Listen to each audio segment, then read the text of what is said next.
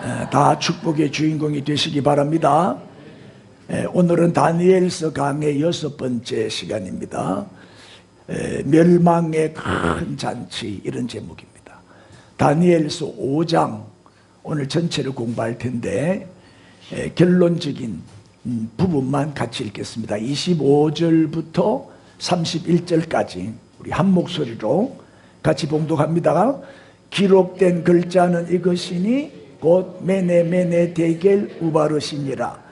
그거를 해석하건대 메네는 하나님이 이미 왕의 나라의 시대를 세워서 그것을 끝나게 하셨다 하미요, 데겔은 왕을 저울에 달아보니 부족함이 보였다 하미요, 베레스는 왕의 나라가 나뉘어져 메대와 바사 사람에게 준바되었다 함이니다 하니, 이에 벨사살이 명하여 그들이 다니엘에게 자주색 옷을 입히게 하며 금사슬을 그의 목에 걸어주고 그를 위하여 조서를 내려 나라의 셋째 통치자로 삼으니라. 그날 밤에 갈대아 왕 벨사살이 죽임을 당하였고 메대 사람 다리오가 나라를 얻었는데 그때의 다리오는 62세였더라. 아멘. 이제 바벨론이 멸망하는 장면입니다. 여기 마지막 이제 왕의 이름이 벨사살로 나오는데, 일반 그 역사책에 보면은 바벨론 왕 중에 벨사살은 없어요. 그럼 벨사살이 누구냐? 근데 왕도 아닌데 왜 여기 왕이라고 돼 있냐? 잠깐 느부갓네살 이후에 쭉 그 바벨론의 역사를 왕조를 한번 보겠습니다. 이제 느부갓네살이 제일 오래 바벨론을 다스렸죠. 그 전에는 바벨론 나라가 아주 작은 나라고 약한 나라였는데 느부갓네살에 의해서 아주 강대국이 되고 주변 나라를 다 정복한 그 바벨론 제국을 만든 왕이 느부갓네살이죠. 43년이나 통치를 하면서, 그리고 이 임기 중에 남유다를 멸망시키죠. 그리고 그 성전에 그 모든 기구들을 다 뺏어가지고 오고 또 많은 사람들을 이제 포로로 끌고 온 그 왕이 느부갓네살이죠. 우리가 지난 주에 느부갓네살에 대해서 교만했던 느부갓네살이 7년 동안 짐승처럼 기어다니고 치매가 걸리고 정신병에 걸려가지고 왕위에서 쫓겨났다가 회개함으로 하나님께 다시 돌아옴으로 총명이 회복이 되고 또 왕위가 다시 복권이 되고, 그리고 하나님을 믿음으로 구원받은 왕이 느부갓네살이죠. 그런데 느부갓네살이 딱 죽고 난 다음에 에윌므로닥이 이제 왕이 돼요. 에윌므로닥 다음에는 네리그라살 다음에는 알코드 다음에 나보니두스, 그리고 그 다음 왕이 벨사살이에요. 요런 이제 대가 이어지는데 내가 이제 설명할게요. 느부갓네살은 43년 통치를 했는데 BC 562년에 사망해요. 그러니까 이제 남유다가 586년에 멸망했으니까 느부갓네살이 멸망시킨 거죠. 그리고 그의 아들 에윌므로닥이 왕이 됩니다. 느부갓네살의 아들인데 2년밖에 통치를 못해요. 왜? 암살을 당해버려요. 그리고 네리그라살이 왕이 되는데 이 사람이 누구냐 하면 느부갓네살의 사위예요. 이렇게 사위가 아들을 죽이고 이제 왕이 된 거죠. 그리고 4년을 통치하고 전쟁, 저 때만 해도 계속 전쟁이 많았기 때문에 전쟁터에 나가서 전사를 당해요. 네리그라살이 전사를 당하고, 그의 아들이 이제 알코드예요. 그러니까 네리그라살의 아들인데 이 알코드는 좀 전능하라. 그래서 9개월밖에 통치를 못하고 이 나보니두스가 보낸 사람한테 맞아 죽어요. 그럼 이 나보니두스가 누구냐? 바로 네리그라살의 사위예요. 네리그라살의 딸과 결혼한 사위죠. 근데 이 나보니두스가 좀 복잡한 게 느부갓네살의 사위이기도 해요. 느부갓네살의 사위가 아이고, 발음도 힘들어요. 네리그라살의 딸과 결혼을 해요. 또 지가 왕이 된 다음에 또 결혼을 해가지고, 그러니까 느부갓네살의 사위도 되고 네리그라살의 사위도 돼요. 천수가 복잡해요. 옛날에는 다 근친 결혼 많이 했거든, 가족끼리. 그리고 이제 나보니두스가 실질적인 바벨론의 마지막 왕이에요. 15년 통치했는데, 이 나보니두스는 전쟁을 아주 많이 한 왕이에요. 거의 10년 동안 매일같이 전쟁하러 이제 해외 원정을 많이 나가다 보니까 어떻게 돼요? 왕궁을 늘 비워두는 거예요. 내 전쟁을 좋아하는 왕이니까 내 돌아다니는. 그렇게 실질적으로 왕궁은 누가 지켰어요? 나보니두스의 아들인 벨사살이 왕궁을 지키면서 통치를 한 거예요. 아버지 대신에. 아버지가 없으니까. 그래 아들이 이제 실질적으로는 왕이죠. 호칭은 왕이 아닌데 실제적으로는 통치를 했으니까 왕이에요. 그래서 성경은 벨사살을 왕이라고 호칭을 하고 있는 거예요. 벨사살 왕. 그 성경에는 벨사살 왕이라고 나와 있는데 일반 세계사, 일반 역사책에 보면 벨사살 이름이 없다니까요. 왜? 나보니두스가 마지막 왕으로 나와요. 그렇게 성경이 더 정확하죠. 저 보세요. 나보니두스의 아들인데 BC 539년 바벨론 제국이 멸망한 해입니다. 이 벨사살 때 나라가 망해버려요. 그래서 이제 오늘 본문이 다니엘서 5장인데 이 나보니도스가 누구와 전쟁 중이었냐? 메데바사와 지금 전쟁 중에 밀리니까 보리시파라고 하는 곳으로 도망을 갔어요. 그게 숨어 피시네가 있는 거지, 왕이. 전쟁에서 패전을 당해가지고 밀려가지고 쫓겼어. 이제 그런 상황인데, 그래서 이제 왕이 도망을 갔으니까 이 메데파사 다리오 군대가 바벨론 왕궁까지 쳐들어온 거예요. 이게 오늘 본문의 배경이에요. 자, 이제 오늘 본문을 좀 보겠습니다. 5절. 그때에 사람들의 손가락들이 나타나서 왕궁 촛대 맞은편 석회벽에 글자를 쓰는데, 손가락이 나타나서 글자를 쓰는데, 왕이 그 글자 쓰는 뭘 봤다? 이렇게 잔치가 열렸어요. 이 잔치가 요 그림에는 뭐 몇 명 안 돼 보이죠. 1000명이 모여서 귀족들을 초대해가 잔치를 벌였거든요. 술잔치, 술파티가 열린 거예요. 근데 이제 벽에다가 저 손이 나타나갖고 글을 쓰는 거죠. 이 장면을 보니까 왕이 얼마나 놀랬겠어요. 놀랬겠죠? 6절에 이에 왕의 즐기던 막 술을 마시면서 호탕하게 웃던 얼굴빛이 어떻게 돼요? 변해요. 어떻게 변해요? 요렇게 변하는 거예요. 생각이 번민하여 넓적다리 마디가 녹는 듯하고 그의 무릎이 서로 부딪힌지라. 온몸이 사시나무 떨듯이 떨었다는 얘기죠. 예? 왕이 벨사살입니다. 벨사살 왕이 크게 소리질러 술객과 갈대아가 아니라 바벨론이에요. 바벨론 술사와 점쟁이를 불러오게 하고 바벨론의 지혜자들에게 말하되, 점쟁이들 다 총동원 시켰는데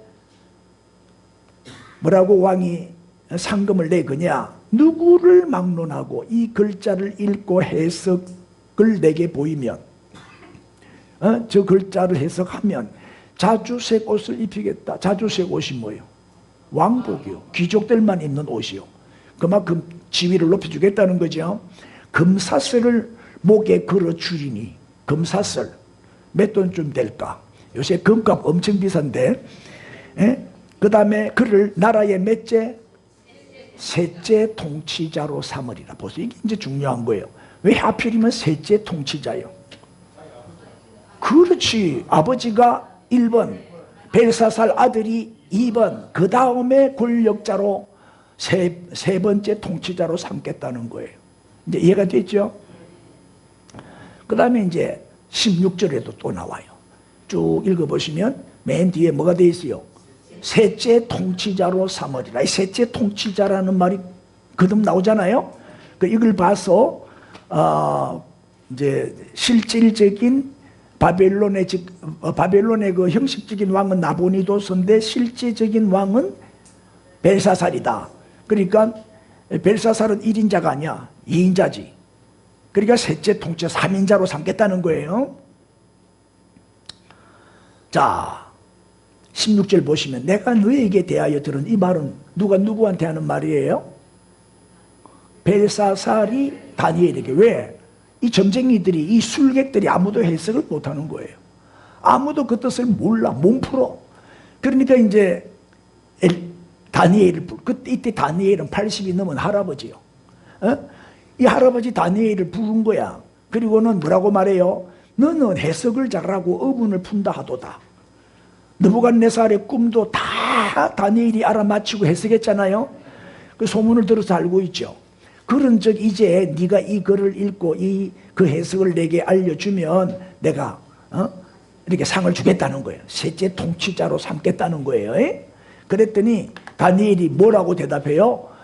왕의 예물은 왕이 친히 가지시고 왕의 상급은 다른 사람한테 주옵소서. 나는 그런 데 관심 없습니다. 나는 뭐 황금도 필요 없습니다. 뭐 80이 넘었으니까 이제 뭐 내일 모레 죽을 건데 뭐 그런 것도 있겠죠.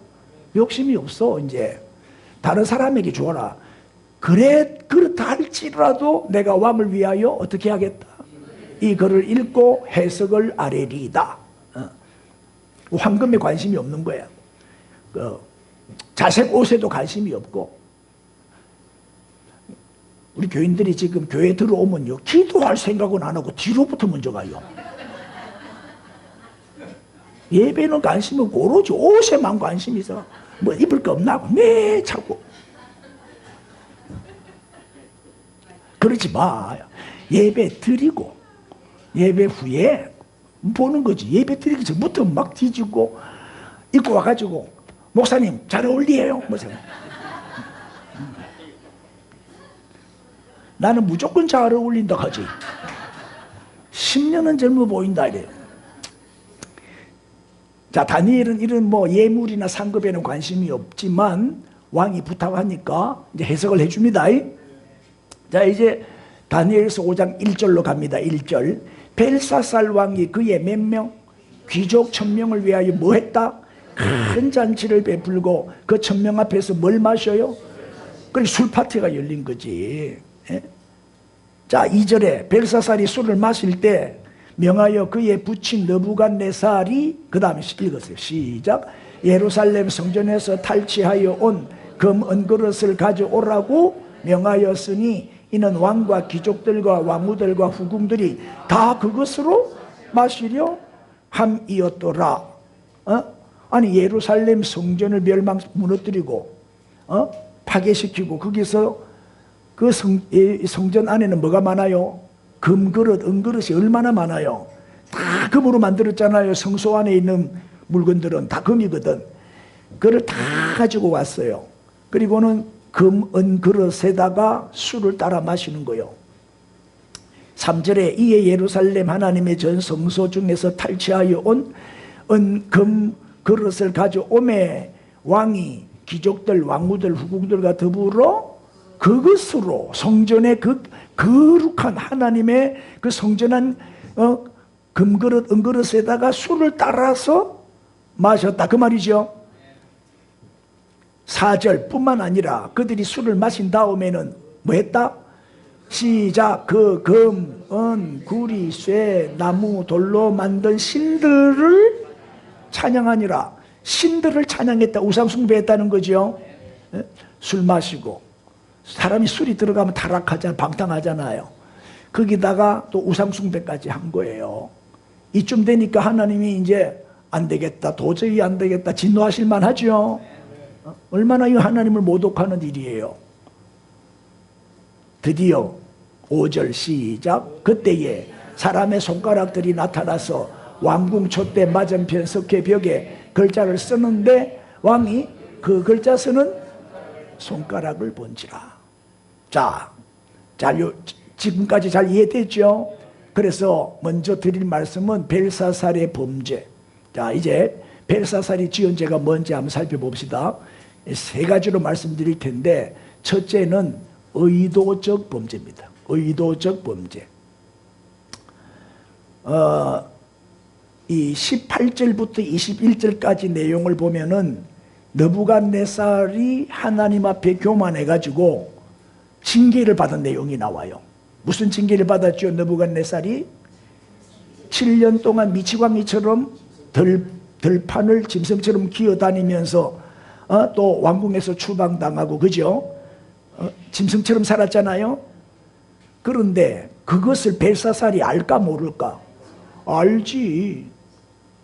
벨사살이 그 내용을 뻔히 알면서도 보세요. 22절. 벨사살이요, 왕은 그의 아들이 되어서, 실질적으로는 뭐예요? 할아버지죠. 근데 할아버지든 정조 할아버지든 성경에는 그 자손을 아들로 표현할 때가 많아요. 그 자손을 다 아들이라고 표현해요. 실제로 우리가 하나님 나라에 가면은 하나님 손자가 있어요? 하나님은 아들밖에 없어요. 그러니까 그 후손들은 다 아들이라고 칭하는 거예요. 맞죠? 나도 하나님을 아버지라고 하잖아요. 근데 우리 손자도 하나님 아버지 이러면서 기도하거든요. 그럼 니하고 내하고 천수가 같네? 맞죠? 그럼 하나님 나라 가면, 천국 가면 다 형제가 되는 거예요. 우리는 다 형제 자매가 되는 거지. 천수가 없어진다 이 말. 맞죠? 이것을 네가 알고도 네 할아버지가 범죄해가지고 7년 동안 짐승처럼 산 걸 네가 알면서도 아직도 네가 마음을 낮추지 않냐? 이거 교만이죠. 마음을 낮추지 않다는, 마음을 낮춰야 되잖아요. 우리 항상 자세를 낮추고 살아야 돼요. 그래 어디 가도 대접받지. 높이면 안 돼. 뭐든지 마음도 낮추고 자세도 낮추고 무릎도 잘 꿇고 허리도 잘 숙이고 좀 그래야 돼요. 너무 이리 엎드리다 보니까 등이 구불락해. 자, 또 보세요. 2장 21절에 보면 그는 하나님이죠. 하나님은 때와 계절을 바꾸시며, 그렇게 이 우주를 운행하시는 이가 하나님이시죠. 또 왕들을 폐하시기도 하고 왕들을 세우시기도 하시는 분이 하나님이죠. 역사의 주인은 하나님이다. 이 역사는 하나님이 다스린다는 거예요. 지혜자에게는 지혜를 주시고 총명한 자에게는 지식을 주시는도다. 그러니까 솔로몬은 지혜, 다니엘은 총명. 그래서 이제 하나님이 다니엘에게 총명을 주셔가지고 서울대에 들어가려면 다니엘의 총명을 받아야 돼. 그런데 지도자가 되고 왕이 되고 다스리려면 솔로몬의 지혜를 받아야 돼. 뭐가 나아요? 둘 다 나아요. 둘 다 중요한 거예요. 근데 지혜가 더 뛰어나죠. 어쨌든 지혜와 총명 누가 주신다? 하나님이 주신다. 또 21절 지극히 높으신 하나님이, 보세요. 지극히 높으신 분은 오직 누구밖에 없다? 하나님밖에 없는데 자꾸 자기를 높인단 말이에요. 교만이죠. 자, 이 하나님이 어떻게 하신다? 이 세상 나라를, 이 사람 나라를 다스리신다. 이게 뭐예요? 왕들을 폐하시고 왕들을 세우시고 이 세상 나라를 다스리시는 분이 하나님이시다. 하나님이시다. 자, 그런데 이걸 알면서도 벨사살은 똑같은 범죄를 되풀이하고 있다 이 말이에요. 자기 할아버지가 잘못한 그 죄를 반복하고 있는 거예요. 우리는 역사를 통해서 배워야 돼요. 이 역사를 통해서 배우지 못하는 사람은 그는 망할 수밖에 없는 거예요. 그래서 역사를 가르쳐야 돼요. 우리나라는 교육이 문제가 뭐냐? 역사를 안 가르쳐요. 이 역사를, 근대사 역사를 안 가르쳐요. 역사의식이 없어. 역사는 돌고 도는 거기 때문에 역사 공부를 많이 해야 이 세상을 보는 눈이 열린다니까요. 그래서 저 말씀이 뭐예요? 저 말씀은 다니엘서의 주제가 뭐냐? 총 주제가 뭐냐? 하나님의 주권이거든요. 하나님의 주권. 이 역사의 주인, 역사를 통치하고 다스리시고 섭리하시는 분은 하나님이시다. 하나님이 이 세상을 다스린다는 사상이에요. 이게 주권 사상이거든.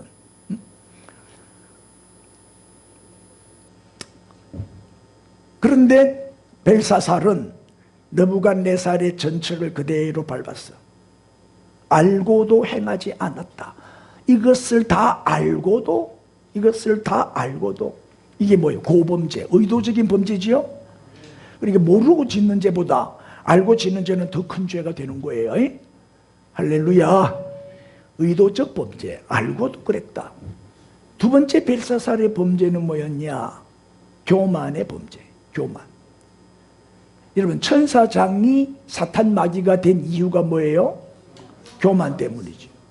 교만. 내가 하나님과 비길이라. 그래서 쫓겨났죠. 자, 지극히 높으시는 이는 누구밖에 없다? 하나님밖에 없어요. 그래서 하나님 제일 싫어하는 죄가 뭐라고요? 자기 자아숭배의 죄. 자아숭배의 죄. 자기를 높이고 자기를 신격화하고 자기를 우상화하는 죄. 이단의 교주들 보세요. 이단의 교주들이 다 이 죄를 짓고 있는 거예요. 교만죄. 지옥 가도 제일 밑바닥에 갈 거예요. 반드시 심판받아요. 하나님은 자기를 높이는 자를 그냥 안 놔둬요. 우리는 하나님만 높여야 됩니다. 22절 벨사살이요 왕은 그의 아들이 되었어 이것을 알고도 아직도 뭐예요? 마음을 낮추지 않았다. 겸손하지 않았다는 거지요. 23절에 도리어 그 다음에 자신을 뭐보다? 하늘의 주제보다 높였다. 자신을 하나님보다 더 높였다 이 말이에요. 그리고는 성전의 그릇을 갖고 와서 술을 따라 마시고, 그리고는 막 우상을 만들어 놓고 신상을 만들어 놓고 그 신상을 섬기고 찬양하고 경배했죠. 그리고 뒷부분에 보면 왕의 호흡을 주장하시고 왕의 모든 길을 작정하시는 하나님께 그 다음에 영광을 돌리지 않았다. 하나님께 영광 돌리지 않는 죄가 얼마나 큰지 알아야 돼요. 하나님을 높여야 되는데 자기를 높인 거야. 교만이죠. 자아숭배죄. 이렇게 큰 죄를 범했다. 벨사살이. 세 번째 벨사살의 범죄는 뭐냐? 뭐죠? 우상숭배죄. 아까 읽은 본문에 하반절에 보면 금, 은, 구리, 쇠, 나무, 돌로 만든 신상들을 뭐했다? 찬양했다. 왕이 보지도 듣지도 알지도 못하는 우상을 만들어 놓고 찬양하고, 찬양했다는 게 뭐예요? 우상에게 예배 드렸다 이 말이에요. 우상을 섬겼다는 거지요. 이 우상숭배의 범죄. 그것도 성전에 그 거룩한 그릇을 갖고 와가지고 술을 따라 마셨어요. 이건 하나님을 모독한 행동이죠. 지금 나라가 망하고 있는데도 벨사살은 나라가 망하는 줄도 모르고 자기를 높이고 하나님보다도 더 높이고 자기 자신을 더 높이고 그 다음에 하나님께 영광 돌리지 않았다. 그래서 결국은 하나님이 바벨론을 버립니다. 바벨론을, 유다를 멸망시키는 데 도구로 사용하시고 그 다음에 바벨론은 하나님이 버리죠. 자, 그러면 두 번째로 드릴 말씀은 바벨론의 벨사살 왕에 대한 하나님의 심판입니다. 자, 하나님이 어떻게 심판하시는지 봅시다. 그때에 사람의 손가락들이 나타나서 왕궁 촛대 맞은편 석회벽에 글자를 쓰는데, 자, 왕이 이제 벽에 글자를 보고 있어요. 그 다음에 이제 이게 무슨 내용인지 모르니까 드디어 상금을 내걸죠. 해석하는 사람한테는 뭘 주겠다? 자, 그 기록된 글자 내용을 봅시다. 뭐지요? 메네 메네 데겔 우바르신. 아무도 이 해석을 못 맞추니까 셋째 통치자로 삼겠다고 외쳤지만은 아무도 못 맞춰. 그래서 다니엘이 이제 불러서 다니엘이 해석을 합니다. 자, 드디어 다니엘이 어떻게 해석하는지 봅시다. 메네 메네 데겔 우바르신의 뜻이 뭐냐? 메네는 하나님이 이미 왕의 나라의 시대를 세워서 뭐다? 끝나게 하셨다. 그러니까 숫자를 세가지고 이제 니는 수명이 다 됐다. 끝장이다. 그 말이죠. 나라가 망한다는 거예요. 메네는 이제 이 나라는 끝이다. 그런 뜻이고, 데겔의 뜻이 뭐예요? 왕을 저울에 달아보니 부족함이 보였다. 저울 달아보니까 함량미달이다. 너는 자격이 없다. 왕으로서 자격이 없다. 너는 함량미달이다. 그 다음에 베레스가 뭐냐면 우바르신. 우바르신을 여기 베레스라고 했잖아요. 베레스의 복수형이 우바르신이에요. 복수형이. 그렇게 베레스가 바로 우바르신이라는 말이에요. 자, 무슨 뜻이다? 왕의 나라가 나뉘어져서 메대와 바사 사람에게 준바되었다. 그래서 결국 이제 바벨론이 멸망하고 메대와 바사가 다스리잖아요. 메대와 바사는 원래는 딴 나라였는데 메대 바사가 합쳐져 갖고 한 나라가 돼요. 그죠? 둘로 바벨론이 둘로 나눠진다는 거예요. 두 쪼가리가 나가지고 메대와 바사의 지배를 받게 될 것이다. 이런 뜻이에요. 무슨 뜻인지 이제 이해되죠? 결국 어떻게 돼요? 29절 이에 벨사살이 명하여 약속대로 이걸 해석한 자에게는 어떻게 해주겠다? 자색 옷, 그리고 보세요. 자주색 옷도 입히고 금사슬도 걸어주고 약속대로, 그리고 나라의 셋째 통치자로 삼으라. 그러니까 다니엘은 80이 넘어가지고 또 총리가 돼요. 그렇게 다니엘은 왕을 4명이나 바꾸면서 총리했다니까. 대단한 인물이죠. 네. 하나님이 그렇게 쓰시면 그래 되는 거예요. 하나님이 쓰시면 늙어도 쓰임 받는 거예요. 그 대신에 그날 밤에 30절 갈대아 왕 벨사살은 어떻게 돼요? 죽임을 당해요. 왕이 죽임을 당하니까 나라는 바벨론이라는 제국은 멸망당하고 말았죠. 자, 그리고 메대 사람 누가? 다리오. 그때 메대의 왕이 다리오요. 다리오가 나라를 얻었는데 이때 62세면 그때 62세면 할아버지잖아. 그 노인네가 이렇게 큰일을 했어요. 어쨌든 벨사살이 열었던 잔치는 무슨 잔치였다? 마지막 그 큰 잔치는 멸망의 잔치였다. 응? 여러분, 하나님의 심판은요, 하나님은 오래 참으시는 것 같아도 하나님이 심판하시면 한순간에 와버려요. 한순간에 몰락합니다. 맞죠? 한순간에. 보세요. 성경이 분명히 증거하고 있어요. 잠언 6장 15절 읽으세요. 시작. 그러므로 그의 재앙이 갑자기 내려 당장에 멸망하여 살릴 길이 없으리라. 하나님이 심판하시면 갑자기 재앙이 내려가지고 멸망하는데 살릴 길이 없다. 끝장난다. 하나님이 심판하시면 끝장납니다. 그리고 어떻게 해야 돼요? 우리는 늘 깨어 있어야 되는 거예요. 자면 안 돼요. 인사합시다. 졸면 안 됩니다. 이 설교 시간에 졸은 사람 이해가 안 돼. 지금 잘 때가 아니라니까. 영적으로 깨어 있어야지. 할렐루야. 인사합시다. 졸지 말고 은혜 받으시다.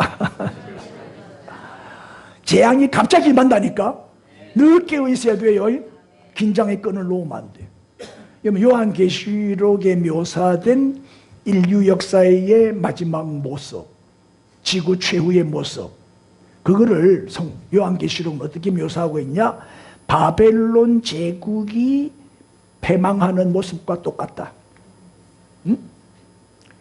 그래서 우리가 다니엘서를 이해 못하면 요한계시록을 이해하기가 어려워요. 다니엘서를 먼저 공부하고 그 다음에 이제 요한계시록 공부하면 이해가 이제 빨리 되겠죠. 요한계시록 18장 1절에 보면 이 일 후에 다른 천사가 하늘에서 내려오는 것을 보니 큰 권세를 가졌는데 그의 영광으로 땅이 환하여지더라. 2절 읽어주세요. 시작. 힘찬 음성으로 외쳐 이르되 무너졌도다 무너졌도다 큰 성 바벨론이여, 귀신의 처소와 각종 더러운 영이 모이는 곳과 각종 더럽고 가증한 새들이 모이는 곳이 되었도다. 그 큰 성 바벨론이 무너지는 것처럼 무너진다는 거예요.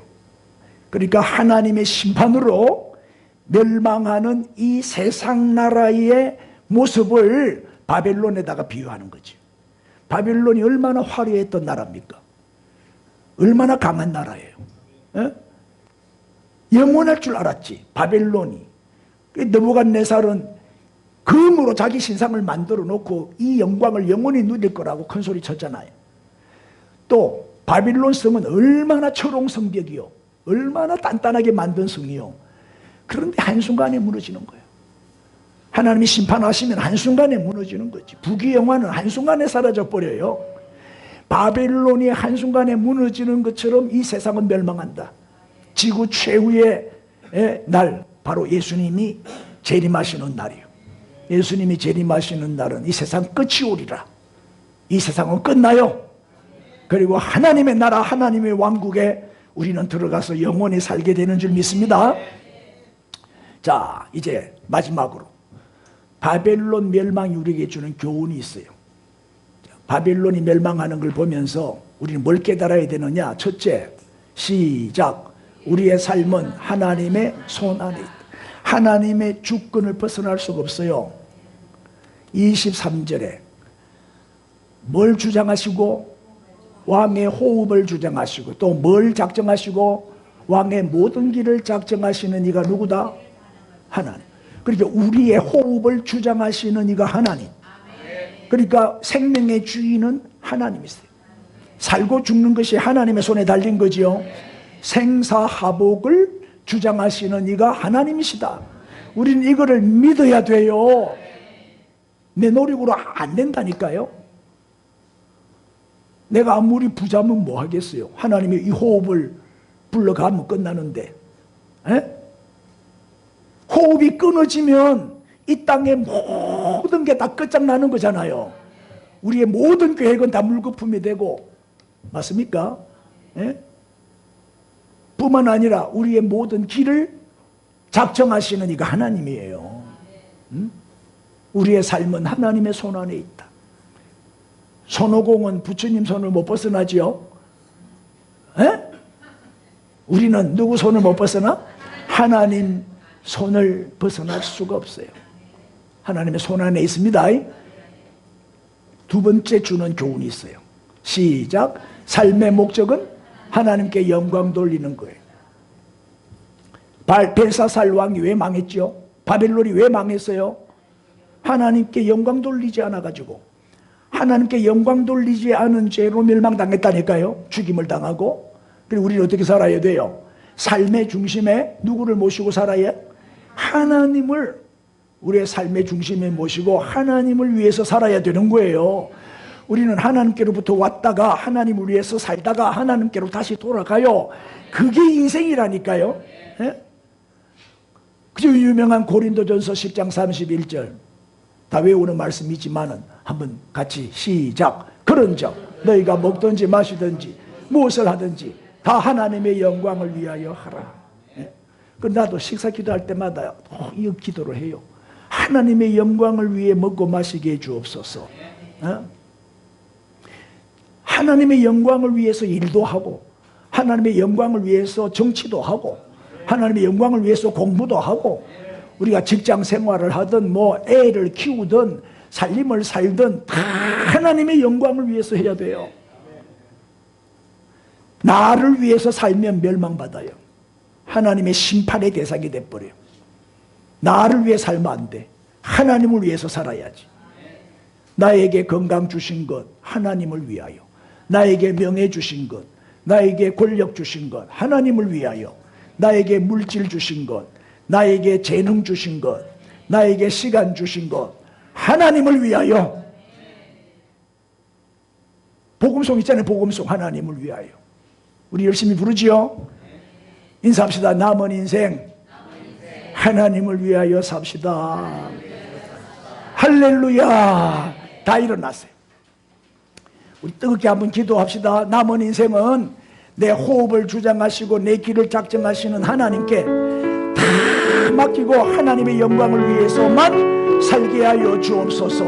주여 부르고 기도합니다. 주여. 할렐루야, 할렐루야, 할렐루야.